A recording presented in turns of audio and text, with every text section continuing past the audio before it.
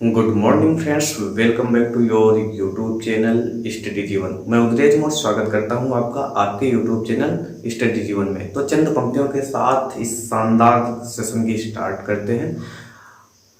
तू रख हौसला वो मंजर भी आएगा, तू रख हौसला वो मंजर भी आएगा, और प्यासे के पास चलकर समंदर भी आएगा। थक हार कर रास्ते न बदले मंजिल के मुसाफिर, मंजिल भी मिलेगी और मिलने का मजा भी आएगा। चलिए स्टार्ट करते हैं आज के शानदार सेशन को कम समय में ज़्यादा कवर। एक डिस्क्लेमर आपको दे देता हूं कि ये वीडियो मैं कम एमबी में अपलोड कर रहा हूं, तो आप इसे कम से कम हाई क्वालिटी में देखेंगे, 480p पर देखेंगे। और दूसरा डिस्क्लेमर ये है कि आप इसे लैंडस्केप मोड में देखने का प्रयास करेंगे, क्योंकि आपको क्लियरली विजिबल हो, इसलिए आपको लैंडस्केप मोड में देखना पड़ेगा। चलिए स्टार्ट करते हैं आज के शानदार सेशन को। चैप्टर का नाम है सॉलिड स्टेज यानी ठोस अवस्था, जिसमें सबसे पहले हम पढ़ेंगे इसके प्रॉपर्टीज यानी ठोस के गुण के विषय में पढ़ने वाले हैं। आफ्टर दैट हम पढ़ेंगे इसके टाइप्स में कौन हो जाएंगे क्रिस्टली और अक्रिस्टली ठोस, जिसको हम पढ़ेंगे इसके डिफरेंसेस के बेसिस पे। इसके जस्ट बाद हम क्रिस्टली ठोसों का वर्गीकरण पढ़ने वाले हैं। और क्रिस्टली ठोसों को जो है 4 भागों में बांटा गया है: आणविक ठोस, आयनिक ठोस, धात्विक ठोस एंड सहसंयोजक अथवा नेटवर्क ठोस, जिसको अगेन क्लासिफाइड किया गया है आणविक ठोस को अध्रुवी ठोस, ध्रुवी ठोस और हाइड्रोजन आबंधित ठोस में। इसके जस्ट बाद हम पढ़ेंगे क्रिस्टल जालक क्या होता है, यानी इसका निर्माण किससे होता है, एকক कोष्ठिका से होता है। तो एকক कोष्ठिका क्या होता है, एকক कोष्ठिका में जालक बिंदु क्या होते हैं, इसके विषय में हम डिटेल स्टडी करेंगे। और अगेन इसको क्लासिफाइड किया गया है एকক कोष्ठिका को 2 मेन जो है पार्ट में। एक है आद्य एকক कोष्ठिका, जिसको नाम देते हैं simple unit cell, and second है केंद्रित एকক कोष्ठिका, जिसको नाम देते हैं centred unit cell. Centred unit cell यानी केंद्रित एकक कोष्ठिका को अगेन क्लासिफाइड किया गया है 3 टाइप्स में। पहला है अंतः केंद्रित एकक कोष्ठिका, जिसको बोलते हैं BCC body centred cubic cell, और दूसरा है फलक केंद्रित एकक कोष्ठिका, इसको बोलते हैं FCC face centred cubic cell, and third जो है अंत्य केंद्रित एकक कोष्ठिका। हर किसी के विषय में स्टडी करेंगे, इसके आगे के भी हेडिंग इसी वीडियो के माध्यम से कवर करने वाले हैं, बट यहाँ से स्टार्ट करते हैं। चलिए सबसे पहले हम अगर बात करने वाले हैं तो इसके गुणों के विषय में बात करते हैं। ठोस के कौन कौन से गुण होते हैं, बहुत शीघ्रता से अध्ययन करेंगे इस वीडियो के माध्यम से। ये मात्र एक ओवरव्यू होगा और कंप्लीट डिस्कशन इसके अगले वीडियो से स्टार्ट होगा, जिसमें एक एक्सप्लेनेशन बेहतरीन तरीके से होगा। तो गुण कौन कौन से होते हैं ठोस के? पहला जो ठोस का गुण हो जाएगा, सबसे इंपॉर्टेंट है कि ठोस कैसे होते हैं, कठोर होते हैं, इंपॉर्टेंट है। दूसरा क्या है, इसका आकार, आकृति और आयतन ये कैसे होते हैं, निश्चित होते हैं। आकार, आकृति और आयतन कैसे होते हैं, निश्चित होते हैं। जो थर्ड एंड इंपॉर्टेंट पॉइंट है, ठोस की अवस्था में क्या रहता है, क्योंकि उनके कण पास होते हैं। कहने का मतलब क्या है कि उनके कणों के बीच रिक्त स्थान कम होता है। हम कह सकते हैं कि अंतरा आणविक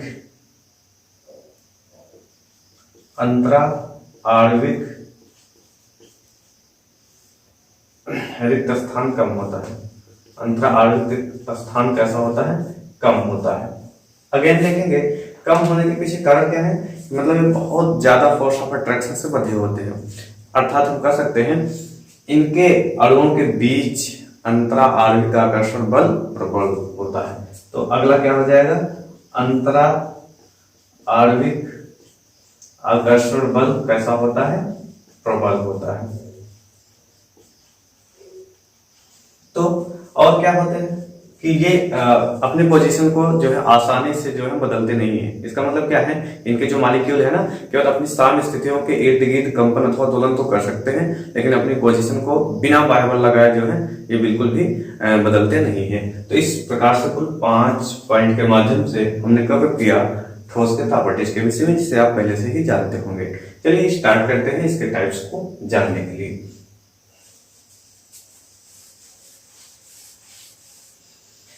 इसके प्रकार कौन कौन से हैं, क्रिस्टलीय ठोस और अक्रिस्टलीय ठोस। तो हम इसके अंतर के बेसिस पे समझेंगे।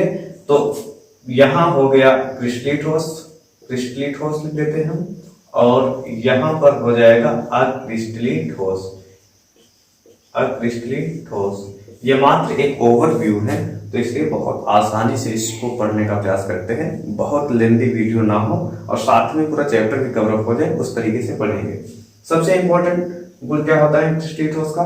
तो क्रिस्टलीटोस का सबसे इंपॉर्टेंट जो गुण होता है वो कि इनका अभिलाक्षणिक ज्यामितीय आकार होता है। तो हम लिख देते हैं इनका कैसा होता है, अभिलाक्षणिक ज्यामितीय आकार होता है, मतलब भी साथ में समझेंगे, ज्यामितीय आकार होता है। और ये कैसे होते हैं? ये असमाकृति आकार के होते हैं। कैसे होते हैं? असमाकृति आकार के होते हैं। अभिलाक्षणिक ज्यामितीय आकार का मतलब क्या है? मतलब कि क्रिस्टलीय ठोस का निर्माण जिन भी अवयवी कणों से हो रहा हो, ये संख्या में तो बहुत ज्यादा होते ही है, उनके जो आकृति है, उनकी जो ज्यामिति है एक जैसे शेप के होते हैं, उसकी जो ज्योमेट्री होती है एक जैसी होती है, जबकि ये छोटे बड़े या उसकी ज्योमेट्री चेंज हो सकती है। अगर अक्रिस्टलीय ठोस है तो उसकी ज्योमेट्री चेंज हो सकती है, अगर क्रिस्टलीय ठोस है तो एक जैसे होते हैं लगभग। सेकंड जो इंपॉर्टेंट पॉइंट है, बहुत इंपॉर्टेंट है, इनका गलनांक क्या होता है? निश्चित होता है। गलनांक कैसा होता है? निश्चित। किसका? जो क्रिस्टलीय ठोस होंगे। गलनांक निश्चित होने का मतलब क्या है? आप ऐसे समझे, अगर मान लिया जाए क्रिस्टलीय ठोस है और कह दिया जाए कोई भी क्रिस्टलीय ठोस है उसका गलनांक 50 डिग्री सेल्सियस है, तो इसका मतलब कि वो 48 डिग्री सेल्सियस पे भी नहीं पिघलने वाला है, 49 डिग्री सेल्सियस पे भी नहीं पिघलने वाला है, लेकिन एट वंस जैसे ही टेम्परेचर 50 डिग्री सेल्सियस को मिलेगा वो तुरंत मेल्ट हो जाएगा। मतलब क्लियर है कि उसी जो है ताप पे पिघलने वाले हैं। लेकिन इन केस ऑफ क्रिस्टलीय ठोस यानी एक क्रिस्टलाइन सॉलिड में क्या हो जाएगा, ये कैसे पिघलते हैं? ताप परास्पर पिघलते हैं। कैसे? ताप परास्पर पिघलते हैं, मतलब ताप के एक परास में नरम पड़ते हैं एंड फिर जो है अपने मेल्टिंग पॉइंट पर जाकर तो मेल्ट होंगे, लेकिन उसके पहले मेल्ट होना स्टार्ट हो जाएंगे। जब भी इसको लिखते हैं, जैसे एक रेंज देते हैं, परास देते हैं 45 से 50 डिग्री सेल्सियस। मान लो कोई क्रिस्टलीय ठोस है, 50 डिग्री सेल्सियस पे उसको मेल्ट होना है, तो वो 45 से ही नरम पड़ना शुरू हो जाएगा। जैसे प्लास्टिक वगैरह इसमें आप जो है एग्जाम्पल में ले सकते हैं। तीसरा जो इम्पोर्टेंट पॉइंट है, ये बहुत बेहतरीन पॉइंट है, ये कैसे होते हैं? दीर्घ परासी व्यवस्था होते हैं। बहुत इंपॉर्टेंट है, दीर्घ परासी व्यवस्था इनका होता है। और इनकी व्यवस्था कैसा होता है? ये होते हैं लघु परासी व्यवस्था। इसको आप समझेंगे बहुत डिटेल में। दीर्घ परासी व्यवस्था होने का मतलब क्या होता है कि क्रिस्टलीय ठोस का निर्माण जिन कणों से हो रहा हो, उनका जो अरेंजमेंट का पैटर्न हो, वो अरेंजमेंट का पैटर्न सेम पैटर्न दूर तक आपको दिखाई दे, दूर तक फॉलो होता हुआ आपको दिखाई दे। अब ऐसे ऑब्जर्व करें कि मान लो इस पैटर्न में किसी ठोस का निर्माण हो रहा हो और वह ठोस कौन सा हो? क्रिस्टलीय ठोस हो। क्लियर? अगर इस पैटर्न को आप देखें, अगर क्रिस्टलीय ठोस होगा तो इस अरेंजमेंट का जो पैटर्न होगा यही आपको सेम पैटर्न दूर तक फॉलो होता हुआ दिखाई देगा। तो इस प्रकार से हम इसको बना देते हैं। अगर इस प्रकार से सेम पैटर्न फॉलो होता हुआ दिखाई देगा तो उसको बोलते हैं दीर्घ परासी व्यवस्था, और वो होता है क्रिस्टलीय ठोस में। अब क्रिस्टलीय ठोस के सेंस में अगर बात करें तो उसमें लघु परासी व्यवस्था होती है, मतलब एक पैटर्न फॉलो होता हुआ तो दिखाई देगा, लेकिन वो दूर तक आपको दिखाई नहीं देगा। आगे जाने के जस्ट बाद वो पैटर्न बदल जाएगा। जैसे मान लो कोई अक्रिस्टलीय ठोस का निर्माण इस पैटर्न पर शुरू तो हुआ, लेकिन आगे जाने पर कुछ जो है अनियमित पैटर्न फॉलो होता हुआ दिखाई दिया, तो इसको बोलते हैं लघु परासी व्यवस्था। कम दूरी पर अरेंजमेंट का पैटर्न एक जैसा दिखे। नेक्स्ट अगेन जो इसके जो है डिफरेंसेस हैं उसको देखेंगे। ये होते हैं कैसे? एन आइसोट्रॉपिक, यानी इसको बोलते हैं विषम दैशिक प्रकृति। बहुत ही शानदार है। और ये किस प्रकृति के होते हैं? ये होते हैं समदैशिक प्रकृति के, समदैशिक प्रकृति। ठीक, बहुत इंपॉर्टेंट। विषम दैशिक प्रकृति के होने का मतलब क्या है? सबसे पहले नाम पे फोकस करते हैं। दैशिकता, दैशिकता क्या मतलब? अलग अलग दिशाओं में देखने पर विषम क्या होते हैं, उसके गुण अलग अलग दिखाई पड़ते हैं, तो उसकी प्रकृति बदल जाती है। जैसे देखें, मान लो कि एक क्रिस्टलीय ठोस का निर्माण दो प्रकार के कणों से हो रहा है, एक को यक्स हम मानते हैं और दूसरे को हम मान रहे हैं ओ। तो ये पैटर्न दूर तक फॉलो करता है, यक्स ओ का पैटर्न फॉलो कर रहा है मान लो। तो चलिए इसको हम बनाने का प्रयास करते हैं। अब अगर हम देखें, सपोज हम अपने आई को यहाँ से देख रहे हैं, तो यहाँ से हमको जो दिख रहा पैटर्न किसका दिख रहा है, एक्स ओ का पैटर्न देखने को मिल रहा है। तो यहाँ पर इसके गुण कुछ अलग टाइप के मिलेंगे। और जब हम अपने दिशा को बदलते हैं, विषम दैशिक का तो मतलब यही है कि अलग अलग दिशाओं में चलते हैं। तो मान लो हम यहाँ से देखने का प्रयास कर रहे हैं, यहाँ से, तो हमें जो पैटर्न मिलता है वो कैसा मिलता है, यक्स और यक्स का पैटर्न देखने को मिलता है। दिशा को बदलने पर पैटर्न बदल जाता है, जिसके कारण उसकी दैशिकता की प्रकृति बदल जाती है। अगर हम अगेन यहाँ से देखने का प्रयास करें तो हमें ओ टाइप का जो है पैटर्न देखने को मिलता है। इसलिए कहते हैं क्रिस्टलीय ठोस विषम दैशिक प्रकृति के होते हैं, अर्थात अलग अलग दिशाओं में चलने पर इनकी प्रकृति बदल जाती है, इनके गुण बदल जाते हैं। आगे देखें, समदैशिक प्रकृति का मतलब क्या है कि जब अक्रिस्टलीय ठोस का निर्माण का कोई पैटर्न ही नहीं है, अरेंजमेंट का कोई पैटर्न ही नहीं है, तो किसी दिशा में भी देखेंगे उसकी प्रकृति, उसके जो गुण है सेम रहने वाले। पांचवा और जो सबसे इंपॉर्टेंट पॉइंट है क्या है कि क्रिस्टलीय ठोस कैसे ठोस होते हैं, वास्तविक ठोस होते हैं। कैसे होते हैं, वास्तविक ठोस होते हैं। जबकि इन द सेंस ऑफ अक्रिस्टलीय के विषय में बात की जाएगा, ये कहा जाएगा ये क्या होते हैं, आभासी ठोस होते हैं। आभासी ठोस, जिसको स्यूडो सॉलिड बोलते हैं, या इसको एक नाम से और जानते हैं जिसको बोलते हैं अतिशीतित द्रव।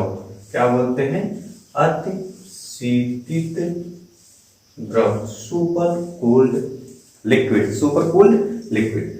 वास्तविक ठोस होने का मतलब ठोस के जितने गुण पाए जा सकते हैं वो सब क्रिस्टलीय ठोस में ही देखने को मिलते हैं। इसलिए हम कहते हैं कि क्रिस्टलीय ठोस वास्तविक ठोस होते हैं। लेकिन in the case of A crystalline solid क्या होगा, आभासी ठोस क्यों कहते हैं, अतिशीतित द्रव क्यों कहते हैं। अतिशीतित द्रव कहने का मतलब ठोस के सभी गुण तो पाए जाते हैं, लेकिन एक गुण ऐसा है जो अक्रिस्टलीय सॉलिड में पाया जाता है, जो द्रव का है। जैसे हम जानते हैं द्रव में बहने का गुण होता है, जबकि ठोस में बहने का गुण नहीं होता है, फ्लूइडिटी का गुण नहीं होता है।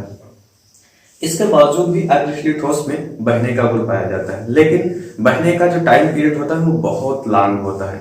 अब ऐसे समझें, क्वेश्चन भी बन सकता है कि क्या कारण है पुराने भवन के खिड़कियों के शीशे सामान्यतः क्या होते हैं, आधार पर मोटे हो जाते हैं और ऊपर की तरफ पतले हो जाते हैं। तो उसके पीछे रीजन यही है कि जो कांच है या जो क्वार्टर्स होते हैं वो अक्रिस्टलीय ठोस होते हैं और उसमें फ्लूइडिटी की गुण पाई जाती है। यही कारण है पुराने भवन जो 100-200 साल 500 साल पुराने होंगे, उसमें जो कांच लगे होंगे वो टाइम पीरियड के साथ धीरे धीरे क्या होते हैं, उनके कण बढ़ के नीचे की तरफ आ जाते हैं फ्लूइडिटी के कारण, और नीचे की तरफ क्या हो जाते हैं, बेस पे मोटे हो जाते हैं और ऊपर की तरफ पतले हो जाते हैं। तो कुल मिला के ये 5 पॉइंट इंपोर्टेंट है। एक बार रिपीट कर देते हैं। इनके अभिलक्षित ज्यामितीय आकार होते हैं, मतलब एक निश्चित आकार की ज्यामिति के साथ ये पैटर्न को बनाते हैं क्रिस्टलीय में। ये असमाकृति होते हैं, तो इनका जो ज्यामिति होता है कम ज्यादा हो सकता है। गलनांक इनका निश्चित होता है, मतलब 50 डिग्री सेल्सियस पे किसी को मेल्ट होना है तो उससे भी मेल्ट होंगे। अक्रिस्टलीय में क्या होंगे, तापमान आसपास पिघलते हैं 45 से 50 डिग्री सेल्सियस को हमने एक रेंज में इसको दिखाया है। दीर्घप्रासी व्यवस्था होता है, जिस पैटर्न पर बनना स्टार्ट करते हैं वही पैटर्न दूर तक फॉलो करते हैं, तो बोलते हैं दीर्घप्रासी व्यवस्था होती है। लघुप्रासी व्यवस्था का मतलब बनना तो स्टार्ट हो किसी और पैटर्न पर, लेकिन जैसे ही आप आगे बढ़े यानी दूर तक देखें तो हमको दूर तक ना दिखाई दे वो व्यवस्था अरेंजमेंट का, तो उसको बोलते हैं लघुप्रासी व्यवस्था। विषम दैशिक प्रकृति का अलग अलग दिशाओं में चलने पर हमें अलग अलग गुण देखने को मिले तो बोलते हैं विषम दैशिक प्रकृति एन आइसोट्रोपिक जो है प्रॉपर्टी। समदैशिक प्रकृति का कोई मतलब नहीं, किसी दिशा से देखें वो सेम प्रकार के जो है गुण दिखाई देते हैं। वास्तविक ठोस होते हैं, ठोस के जितने गुण पाए जा सकते हैं या जो कैरेक्टर डिफाइन होता है वो क्रिस्टलीय ठोस का ही होता है। अक्रिस्टलीय में एक क्वालिटी जो लिक्विड की होती है वो इसमें पाई जाती है, जिसको फ्लूइडिटी बोलते हैं। इसी के कारण इसको आभासी ठोस बोलते हैं या अतिशीतित द्रव बोलते हैं। चलिए अगेन स्टार्ट करते हैं अगले टॉपिक पर। टॉपिक क्या होगा,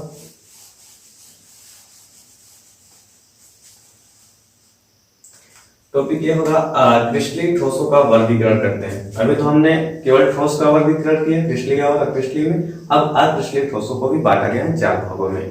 उसमें सबसे पहले आणविक ठोस, फिर आयनिक ठोस, फिर धात्विक ठोस, सहसंयोजक अथवा नेटवर्क ठोस। आणविक ठोस को फिर से बांटा गया है अध्रुवी, ध्रुवी और हाइड्रोजन आबंधित ठोस में। एक्चुअल में जो आणविक ठोस होते हैं, इनके जो मॉलिक्यूल होते हैं वो अणु होते हैं, ठीक है। इनके जो कण होते हैं वो कौन से होते हैं? अणु होते हैं। और ये किन बंधों से बंधे होते हैं? उसको प्रक्षेपण अथवा लंडन बल कहते हैं। अब एग्जाम्पल, अध्रुवी का मतलब जो पोलराइजेशन जिसमें ना हो, जिसमें ध्रुवण ना हो, जैसे आर्गन CCl4 H2 और I2, मतलब ये अध्रुवी सहसंयोजक से बनते हैं।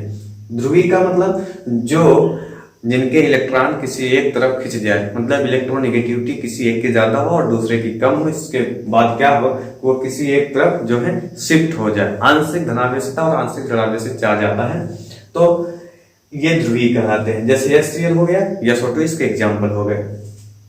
हाइड्रोजन आबंधित ठोस, हाइड्रोजन आबंधित ठोस मतलब कि इनका निर्माण हाइड्रोजन बंध बनने के कारण होता है। जैसे कि इसमें H2O दिया गया है, लेकिन कैसे? सॉलिड स्टेट में जब रहेगा तब, बर्फ में जब रहेगा तब, तो उनके बीच क्या होते हैं? मॉलिक्यूल, एक H2O का मॉलिक्यूल दूसरे H2O के मॉलिक्यूल के बीच जो फोर्स होता है वो हाइड्रोजन बॉन्ड होता है। तो इस प्रकार से बना हुआ मॉलिक्यूल हाइड्रोजन आबंधित हो जाता है।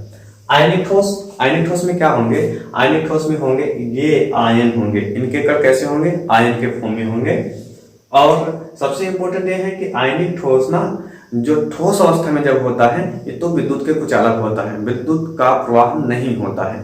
लेकिन in the case of liquid form, और जब लिक्विड फॉर्म में होते हैं तो ये कैसे होते हैं? विद्युत के सुचालक हो जाते हैं। देखिएगा, NaCl और MgO इसके एग्जाम्पल हो जाते हैं सिंपल तरीके से। इसका डिटेल स्टडी भी आगे कर लेंगे हम लोग। और अगला है धात्विक ठोस। धात्विक ठोस मतलब इसके जो कण होते हैं वो धातु होते हैं, मतलब प्रबल बंधों से बंधे होते हैं। जैसे FeCuMg, एक्चुअल में इसमें क्या होते हैं ना, इसमें फ्री इलेक्ट्रॉन्स होते हैं। फ्री इलेक्ट्रॉन्स होने की वजह से इसमें विद्युत का प्रवाह होता है, यानी ये विद्युत के सुचालक हो सकते हैं और होते हैं। एग्जाम्पल FeCuMg इसके एग्जाम्पल हो जाएंगे।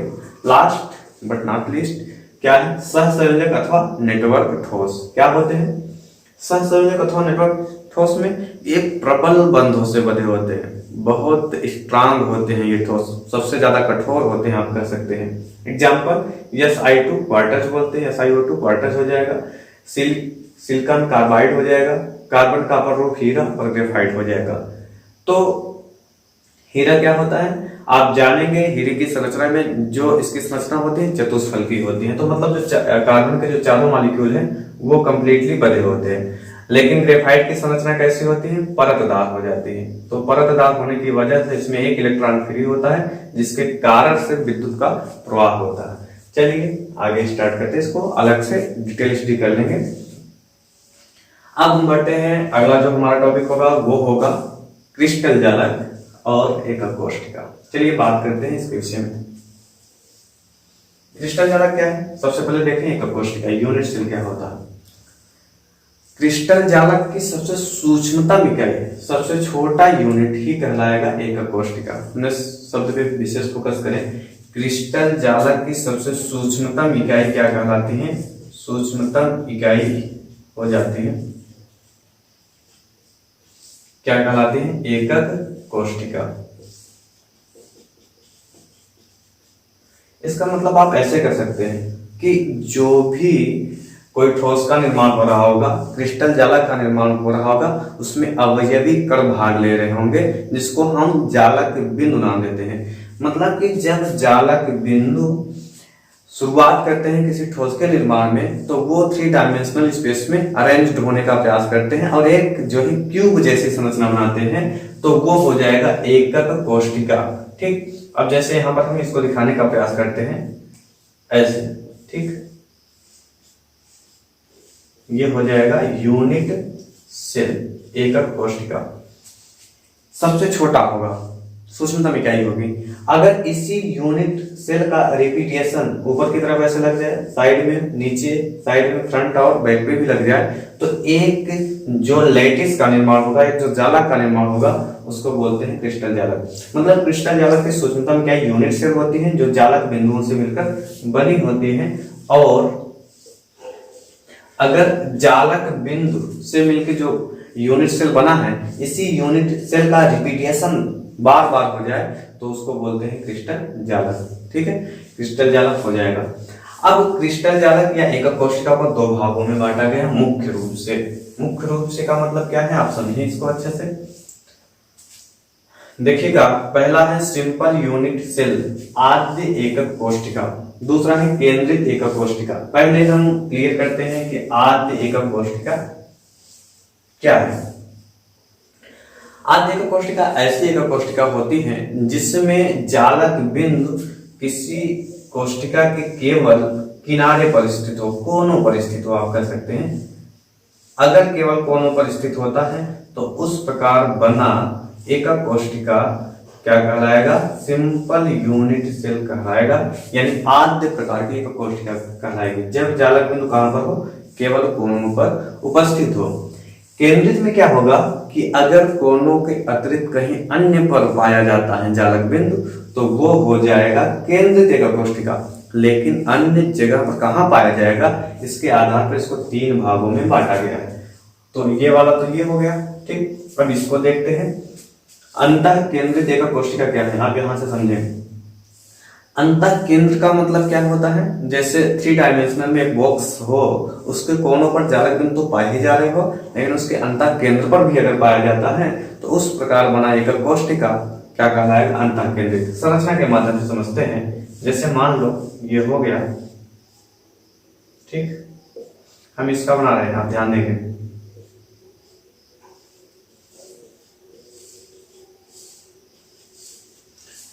ये एक बॉक्स जैसा संरचना है। अगर 8 कोनों पर तो पाए जाए, 8 कोनों के अतिरिक्त अगर एक जालक बिंदु अवयवी या परमाणु इसके अंतः केंद्र में पाया जाए, बिल्कुल बीचों बीच में पाया जाए, तो इसको बोलते हैं क्या?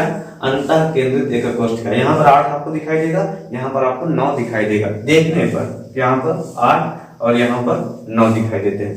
अब हम आ जाते हैं फेस सेंटर्ड क्यूबिक सेल, फलक केंद्रित एकक कोशिका। एक्चुअल में जब भी क्यूब का निर्माण होता है तो उसमें 8 कोने होते हैं और 6 फलक होते हैं। 6 फलक का मतलब एक ऊपर एक नीचे 2 हो गए, 2 साइड में 4 हो गए और एक पीछे और एक आगे, कुल मिला के 6 फलक होते हैं और 8 कोने होते हैं। फलक केंद्रित एकक कोशिका क्या कहलाता है कि 8 कोनों पर तो पाए जाएंगे, उसमें कोई डाउट नहीं है, लेकिन 8 कोनों के अतिरिक्त वो सभी फलकों पे भी पाए जाते हैं, फलकों के केंद्र पे भी पाए जाते हैं। इस प्रकार देखते हैं इसकी संरचना कैसे बनती है।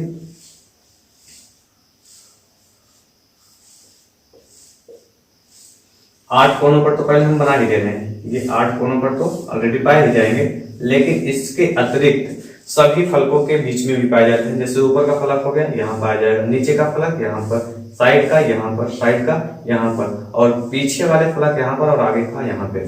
इस प्रकार अगर आप देखें 8 कोनों के अतिरिक्त अगर सभी फलकों पर पाए जाते हैं तो सभी फलकों पर पाए जाने के कारण यहाँ पर जो देखने पर दिखाई देता है वो कुल कितना हो जाता है? इनके जालक बिंदुओं की संख्या 8 + 6 = 14। एंड अगेन अंत केंद्रित हम देखते हैं क्या होता है। तो हम इसकी डेफिनेशन कैसे बना सकते हैं कि अगर जालक बिंदु कोनों के अतिरिक्त फलकों पर भी, सभी फलकों पर भी पाए जाएं तो इस प्रकार बनाएगा कोशिका फलक केंद्रित एकक कोशिका कहलाएगा। चलिए बात करते हैं अंत्य केंद्रित एकक कोशिका का। अंत्य केंद्रित में क्या होता है? ये कोनों पर तो पाए जाएंगे, कोनों पर तो सभी में पाए जा रहे हैं, कोनों के अतिरिक्त कहां पर पाए जाते हैं इसके बेस पे होगा अंत्य केंद्रित। तो कोनों के अलावा किन्हीं 2 विपरीत फलकों पर अगर जालक बिंदु अवयवी का या परमाणु पाए जाते हैं, किन्हीं 2 विपरीत में कोई भी हो सकता है। अगर एक अप ले रहे हैं दूसरा डाउन लेंगे, अगर साइड वाइज ले रहे हैं तो एक इस साइड दूसरा इस साइड, ठीक है। इस प्रकार किसी भी तरीके से किन्हीं 2 विपरीत फलकों पर भी पाया जाए तो इस प्रकार बना एकक कोशिका अंत्य केंद्रित एकक कोशिका कहलाती है। आइए हम देखते हैं, जो हमको दिखाई देगा यहाँ पर 8 और +2 कुल मिला के दिखाई देते हैं 10 जालक बिंदु या 10 परमाणु, लेकिन परमाणुओं की संख्या का काउंट करते हैं कैसे, एक्चुअल में कितने होते हैं, इसे देखने पर तो दिखाई देते हैं 10। जो अपने कोने पर होते हैं ना, वो अपने हिस्से का 1/8वां भाग पार्टिसिपेट करते हैं। मतलब कि 1/8 भाग जो है ये अंदर की तरफ होता है और बाकी के जो बाहर होते हैं उनको हम काउंट नहीं करते हैं। तो बॉक्स के अंदर जो है वो अपने हिस्से का 1/8वां भाग बॉक्स के अंदर होता है और इसमें कुल कितने हैं? 8 परमाणु हैं। 1/8 वो बॉक्स के अंदर है, मतलब अपने हिस्से का 1/8वां भाग पार्टिसिपेट करता है कोई एक मॉलिक्यूल, और इसमें कुछ कुल कितने हैं? कुल 8 हैं। तो 1/8 बराबर कुल जो अंदर पार्टिसिपेट किए हुए हैं एक कंप्लीट जो है जालक बिंदु के रूप में या परमाणु के बीच में पार्टिसिपेट करते हैं। एक्चुअल में दिखाई तो 8 देते हैं, बट एक्चुअल में पार्टिसिपेशन इनका कितना होता है, एक मॉलिक्यूल का होता है, एक परमाणु का होता है। इसके केस में अगर देखें तो 8 कोनों का मिलाकर तो हमने यहाँ निकाल लिया है, एक आ जाता है और एक कंप्लीट बॉक्स के अंदर रखा गया है बीचों बीच में, तो वो तो पूरा पार्टिसिपेट करेगा बॉक्स के अंदर, तो 1 + 1 हो जाता है। इस प्रकार से इसमें 2 परमाणु बनते हैं। इसके सेंस में अगर बात करें 8 कोनों का मिलाकर तो कितना हो जाएगा, 1 हो जाता है, जो कि स्टार्टिंग में हमने इसको देख लिया था। और जो 6 होते हैं, 6 में जो फलक पर पाए जाते हैं, जैसे ये फलक है तो फलक में ये बॉक्स के अंदर होगा तो आधा तो बाहर होगा, आधा को काउंट नहीं करेंगे, जो बॉक्स का अंदर होगा वो 1/2 होता है।